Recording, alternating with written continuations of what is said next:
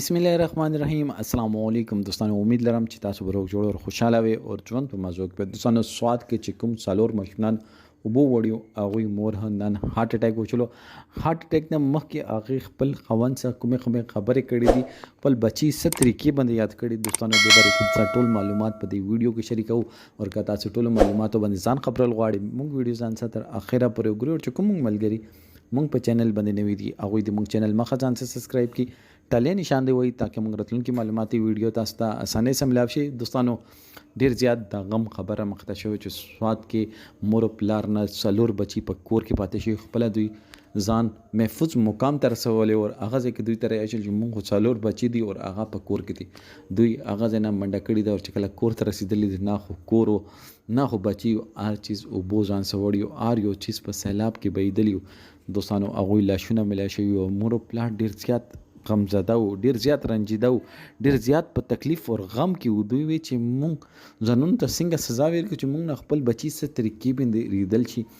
مور یې په سرو سترګو باندې مور یې ځان نه لیونۍ جوړه کړې وه. دوستانو نن دا خبر مخې ته راغلو دغه مور هارت اټیک وشلو، هغه د دنیای فاني نه رخصت شوله. مرګ نه مخکې دې خپل خاوند ته ویلي چې زه به خپلو بچیو ته ورځم، ما دا زندگی نه ده خوښه، ما دا زندگی نه ده خوښه او الله تعالی دې زر ما خپل بچیو ته ورسوي. نه دوستانو نن هغې هارت اټیک وشول. بچي ډېر زیات خوږ چیزونه وي خو داسې وخت کې چې هغې نه دا غم نه برداشت کېدو چې ما نه خپل بچي څه طریقې باندې ایر شو. پلار نه د غم نه برداشت کېدو خو مور خو بیا مور ته لږ زیات تکلیف ملاویږي او هغې دا تکلیف دا زور د حد پورې اخیستی و. دا غم کې هغه د حد پورې لیونې شوي وه چې کوڅو کې به ګرځېدله، مقبرې نه به نه خوځېده، بس یوه خبره یې به کوله چې زه به کله خپلو بچیو سره ملاقات کوم. دوستانو نن هغې هارت اټیک وشلو. دوستانو چې کله موږ د معاشرې کې داسې ګناهونه زیات شي څنګه چې زنا ده، سود ده، غیبت ده، دا چیزونه چې موږ د معاشرې کې سوا شو نو بیا عذاب موږ باندې راتللی و. د مور پلار غلطي نه وه، دوی دا ټولې ګناهونه دوی نه وی کړي، دوی د معاشرې کې اوسېدو. دا عذاب په دې معاشرې باندې راغلی و، دوی باندې نه و راغلی خو دوی هغې په ضد کې راغلو. دوستانو دا غم خو موږ هېڅکله هغوی سره نه شو شریکول.